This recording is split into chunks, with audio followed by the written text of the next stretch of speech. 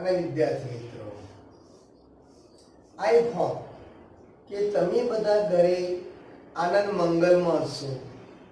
પરમેશ્વરને એક જ પ્રાર્થના કરીએ છીએ કે આ સંકટભરી પરિસ્થિતિમાંથી બધાને हेम उगारे. स्वामी विवेकानंद ने एक अच्छी बात बताई है, उठो जागो और तब तक मत रुको जब तक लक्ष्य की प्राप्ति न हो. और एपीजे अब्दुल कलाम ने भी बहुत अच्छी तरह से बताया है कि आप अपना भविष्य नहीं बदल सकते पर अपनी आदतें तो बदल सकते हो, और बदली हुई आदतें आपका भविष्य बदल देगी. यस माय डियर फ्रेंड, बदली हुई आदतें आपका भविष्य बदल देगी. આનું તાત્પર્ય એ છે કે લોકડાઉનનો સમય છે. સરસ એવો દરેક વિદ્યાર્થી મિત્રોને, એકલા વિદ્યાર્થી મિત્રોને દરેકને સરસ મજાનો એવો ટાઈમ મળે છે જે જીવનમાં કંઈક નવું કરે. કાં તો જે વિદ્યાર્થીઓને જે વિષયમાં પાયો નબળો હોય તેના પર બરાબર મહેનત કરીને એ વિષય મજબૂત બનાવી શકે છે. માટે જ વિદ્યાર્થી મિત્રો, સમયનો સદુપયોગ કરી તમારી સફળતાના મંજિલે પહોંચવાની કોશિશ કરો. હવે વાલી મિત્રો અને વિદ્યાર્થી મિત્રો, આવતીકાલે માતાજીનો સરસ દિવસ છે. તો આવતીકાલથી અમે ઓનલાઈન અભ્યાસ શરૂ કરીએ છીએ. તો વિદ્યાર્થીઓ અને વાલીઓ શું કરવું એના માટે આજનો ઇન્ટ્રો વિડિયો બનાવ્યો છે. તો ધ્યાનથી સાંભળી લો. નંબર 1, હવે અમે જે દિવસે ઓનલાઈન પર અભ્યાસ જે વિષયનો કરાવીશું એ જ વિષયને લગતી થિયરી અને દાખલા આગળની રાત્રે તમને વોટ્સએપ કરી દઈશ. એટલે વિદ્યાર્થીએ સરસ અક્ષરથી એક સરસ નોટબુકમાં લખી દેવું.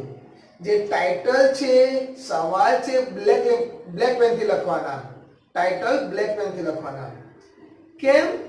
કારણ કે જેથી મેં બીજા દિવસે જ્યારે ઓનલાઈન પર અભ્યાસ કરાવીશું ત્યારે તમારી બાજુમાં જો એક કોપી હોય થિયરીની કે દાખલાની તો તમે સારી રીતે સમજી શકો.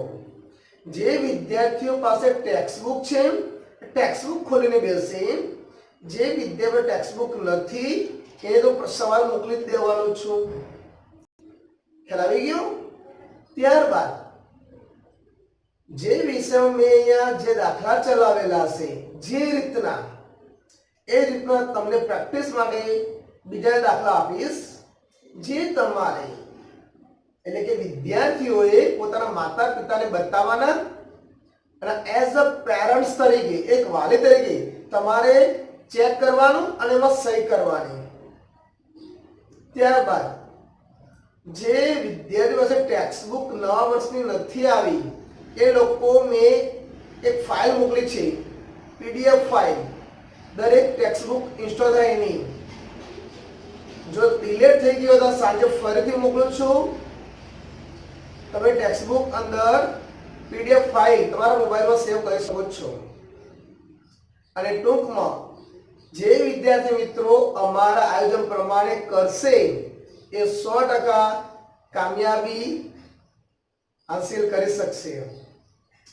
અને વાલી મિત્રો, તમને એટલું જ કહેવાનું, આ લોકડાઉનનો સમય છે તો તમે તમારા બાળકોને એટલીસ્ટ 1 કલાક તો અભ્યાસ માટે બેસાડી શકો છો. ચલો તમે કંઈ નવું નહીં કરાવો તો નો પ્રોબ્લેમ, પણ અમારા આયોજન પ્રમાણે તમારા બાળકો ઘરે કરે છે કે નહીં, ના કરતા હોય તો પ્લીઝ કરાવરાવો. કારણ કે સમય ક્યારે કોઈ રાહ જોતો નથી. નવા વર્ષના એનસીઆરટીમાં વિદ્યાર્થીઓને પાયો મજબૂત થઈ જાય, એમને કોઈ તકલીફ ના પડે એ ધ્યાન રાખવાનું.